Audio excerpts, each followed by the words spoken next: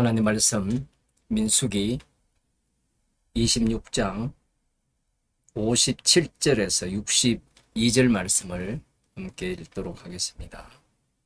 구약 성경 242쪽입니다. 레위인의 계수함을 입은 자는 그 종족대로 이러하니 게르손에게서 난 게르손 자손과 고앗에게서 난 고앗 자손과 머라리에게서 난 머라리 가족이며 레위 종족들은 이러하니 림니 가족과 헤브론 가족과 말리 가족과 무시 가족과 고라 가족이라. 고앗은 아므람을 낳았으며 아므람의 처의 이름은 요게벳이니 레이의 딸이요 애굽에서 레이에게서 난 자라. 그가 아므람에게서 아론과 모세와 그 누이 미리암을 낳았고 아론에게서는 나답과 아비후와 엘라살과 이드말이 났더니 나답과 아비후는 다른 불을 여호와 앞에 들이다가 죽었더라. 레인의 1개월 이상으로 계수함을 입은 모든 남자가 23,000명이었더라. 그들은 이스라엘 자손 중 계수에 들지 아니하였으니 이는 이스라엘 자손 중에서 그들에게 준 기업이 없음이었더라. 아멘. 레인의 계수함을 입은 자의 그 숫자가 나옵니다. 그 숫자를 헤아릴 때 여러 이름들이 이렇게 거론이 되죠. 레이의 자손에는 게르손과 고앗과 그리고 머라리 자손이 있는데 그들로부터 난 아들들이 이 뒤에 나오는 림니, 헤브론, 말리, 무시 가족 그리고 고라 가족 이런 식으로 말씀하고 있습니다. 이 레위인의 숫자를 세면서 특별한 점은 고라의 이름은 기록이 되어 있는데 그 고라의 죽음에 대해서는 앞서 로벤 자손의 계수함을 할 때 그때 이 고라와 함께 죽은 이 로벤 자손 중 다단과 아비람이죠. 그들 속으로 이 고라를 집어넣었습니다. 우리가 보기에는 고라가 분명 레위 지파에 속했습니다. 그렇다면 이 아론의 후손인 나답과 아비후가 여호와께서 명하지 않은 불로 향을 사르다가 불살라 죽임을 당했죠. 이 죽임과 고라가 죽임 당한 것과 차이점이 무엇인가?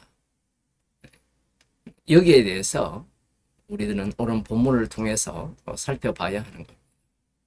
고라는 왜 여기에 들어가지 못하고 나답과 아비후는 여기에 들어가는 것? 그것은 언약대로 일하시는 분이기 때문에 그래요. 나답과 아비후를 특별히 여기에 언급하는 이유가 있습니다.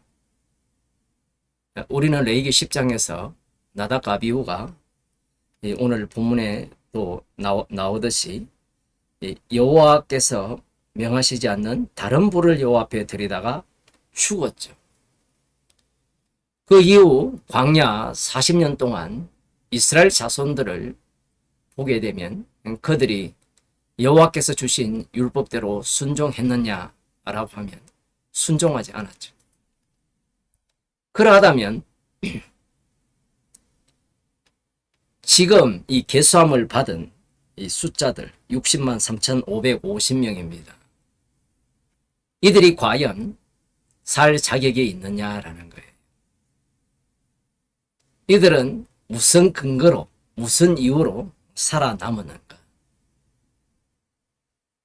우리가 보기에는 나답과 아비후가 명하시지 않는 불로 죽었기 때문에 특별히 악하기 때문에 여호와께서 죽이셨다라고 생각할지 모르지만 원래 이스라엘에 이스라엘 자손들입니다. 그 광야 생활을 한 그 모두를 죽였어야 하지만 그들의 죽임 대신 이 나답과 아비후를 죽였다라는 거예요.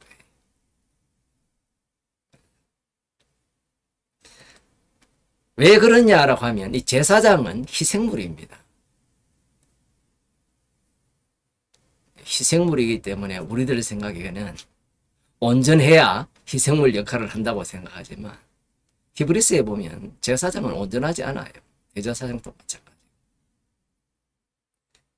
여기에 62절에 보면 레인의 1개월 이상으로 계수함을 입은 모든 남자가 23,000명이었더라. 이들은 이스라엘 자손 중 계수에 들지 아니하였으니 이는 이스라엘 자손 중에서 그들에게 준 기업이 없었음이었더라. 이들의 숫자와 기업이 없음이 무엇과 연결되어 있습니까? 민수기 3장으로 가보면 여호와 하나님께서 똑같이 이 레위 자손의 숫자를 말세라고 하셨고요. 39절에 보면 모세와 아론이 여호와의 명을 쫓아 레위인을 각 족속대로 계수한즉 1개월 이상 남자의 수요가 22,000명이었더라. 여기에는 22,000명이 나와요. 2차 계수할 때는 23,000명입니다. 그런데 22,000명을 왜 세웠느냐라고 하면 42절에 보면 모세가 여호와께서 자기에게 명하신 대로 이스라엘 자손 중 모든 처음 난 자를 계수하니 1개월 이상으로 계수함을 입은 처음 난 남자의 명수가 총계가 22,273명이었습니다. 1차 군사의 개수가 몇 명인가 하면 60만 1,730명이에요. 그들 중에 장자가 몇 명이냐라고 하면 22,273명이었습니다. 이 숫자를 왜 세느냐 하면 그 뒤에 나옵니다. 44절에서 보게 되면 여호와께서 모세에게 일러 가라사대 이스라엘 자손 중 모든 처음 난 자의 대신에 레인을 취하고 또 그들의 가족 대신에 레인의 가축을 취하라. 레인은 내 것이라. 나는 여호와니라. 레인에게 기업이 없는 이유는 여호와께서 기업이 되시기 때문에 그래요. 레인은 여호와의 것입니다. 그러면서 하시는 말씀이 이스라엘 자손의 처음 난 자가 레인보다 273인이 더한즉 속하기 위하여 매명에 50세겔씩 취하되 성소의 세겔대로 취하라. 한 세겔은 20계란이라. 그 더한 자의 속전을 아론과 그 아들들에게 줄 것이니라. 그 레인들은 장자의 속전물이에요. 달리 말하면 출애굽을 할 때 6월절 어린 양이 죽음으로 말미암아 피를 바른 집의 장자들이 죽지 않았죠. 사실은 죽었어요. 죽고 어린 양의 피를 증거하는 자도 살림을 받은 겁니다. 그것이 지금 여기에서 민수기 3장에서 그 6월절 어린 양의 기능을 누가 담당하느냐라고 하면 레인들이 담당을 하는 겁니다. 레인들은 여호와의 것이고요. 조금 더 노골적으로 표현하면 여호와의 것이 속전이 되잖아요. 그러면 조금 더 신약적으로 표현하면 여호와의 이름으로 오신 분이 대속물이 되는 겁니다. 그것을 미리 앞당겨 보여주는데요. 민수기 18장에 보면 11조에 대한 말씀이 나옵니다. 18장 21절에서 32절에 보면 이 레인들은 기업을 주지 않습니다. 영원히 상속할 땅을 주지 않는다라는 거예요. 그 이유는 여호와께서 상속받을 당사자가 되신다라는 거예요. 나중에 신약에 보면 우리가 이 기업을 받습니다. 상속자가 돼요. 물론 진짜 상속자는 하나님의 아들이신 예수 그리스도입니다. 우리는 그분의 피로 하나님의 아들들이 되는 거예요. 지금 이 민수기 18장 21절에서 이스라엘 자손들은 11조를 레위 자손에게 기업으로 상속받을 분으로 주는 겁니다. 없는데 있는 거예요. 그게 레인의 기업입니다. 그러면 레인들은 이 11조를 받아서 11조의 11조를 누구에게 바치느냐 하면 제사장에게 바칩니다. 제사장에게 바치면 제사장은 그 11조의 11조의 11조를 대제사장에 이렇게 바치는 거예요. 희생물을 말씀하시는 거예요. 지금 이 나답과 아비후의 죽음과 레인의 숫자와 그리고 이들에게 기업이 없다라는 이 말씀이 어떤 의미를 담고 있느냐라고 하면 이 계수함을 받은 군사들은 철저하게 이 희생물로 죽었고 그 죽음 속에서 이 생물을 증거하기 위한 산자로 살아간다라는 의미입니다. 특히 여기에 보면 레인들의 숫자가 23,000명이거든요. 1차 때는 22,000명인데 여기에 보면 60만 1,730명일 때 22,000명이고요. 60만 3,550명일 때 23,000명입니다. 단순 비례로 계산해 보면 60만 3,550명일 때는 이 숫자가 레인이 23,000명일 때 그 숫자가 어느 정도 되어야 되는가 하면 60만 5,900명 정도? 62만 여기에 보면 62만 9천명 정도가 돼야 돼요. 60만 1,730명일 때 2,200명이면 60만 3천 2,300명이 이 레인이 되려면 그 숫자가 대략 62만 9천명 정도가 돼요. 성경에는 이런 내용이 나오지 않지만 앞부분에 2만 4천 명을 바알-보올 사건으로 죽이셨잖아요.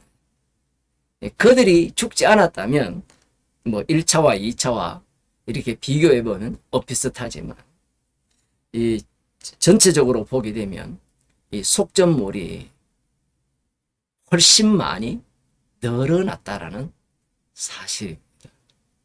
우리는 그냥 이 1차와 2차를 보면서 숫자가 이렇게 달라졌구나 이렇게 보일지 모르지만 지금 레인들의 개수는 무엇과 관련되어 있는가 하면 속전물과 관련되어 있어요. 이스라엘은 무엇으로 사는가라고 할 때 그들은 희생물로 사는 거예요. 이 군대는 전쟁을 어떻게 펼쳐나가느냐라고 할 때는 이 피로 덮어서서 죽은 자로 하는 전쟁이에요. 지금 그것을 말씀하시기 위한 이 레인들의 숫자를 셈입니다. 성도들은 예수 그리스도의 피로 구속함을 받은 자예요. 에베소서 1장 11절을 한번 보겠습니다.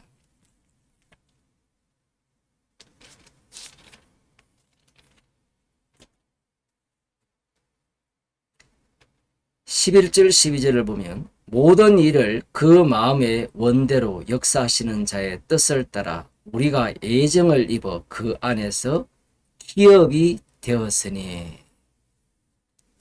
예수님께서 마음이 온유한 자는 땅을 기업으로 받을 것이라고 말씀을 하셨거든요. 그런데 여기에서는 예정을 입어 그리스도 안에서 기업이 되었다라는 거예요.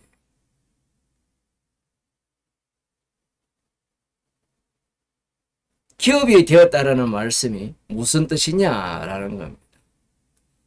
12절에 보면 이는 그리스도 안에서 전부터 바라던 우리로 그의 영광의 찬송이 되게 하려 하심이라.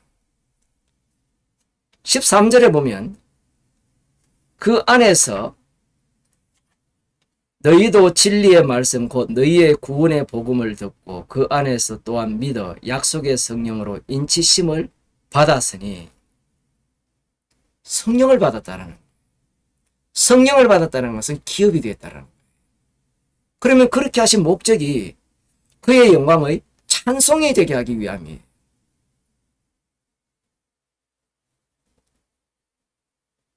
성도가 성령을 받았으면 무엇을 자랑합니까? 이스라엘 백성들은 40년 광야길을 지나오면서 약속의 땅에 들어갈 때 그들이 자랑해야 되는 것은 속죄물이에요. 성도들이 기업이 되었다고 할 때 그 기업이 된 자들은 예수 그리스도 안에 있음을 자랑하는 겁니다. 달리 말하면 예수 그리스도의 피를 자랑하는 자가 이 기업이 된 자의 모습이라는 거예요. 그래서 여기에 보면 약속의 성령으로 인치심을 받았다. 왜 약속의 성령이냐라고 하면 아브라함에게 하신 약속이 갈라디아서에 보면 그 땅을 성령으로 말씀하고 계시기 때문에 그래요. 성도의 몸 자체가 성령이 거하는 전인 거예요. 성령이 거하는 전이기에 성도는 날마다 책망을 받으면서 십자가의 영광을 자랑하는 정인으로 살아가는 겁니다. 기도하시겠습니다. 하나님 아버지, 그리스도 안에서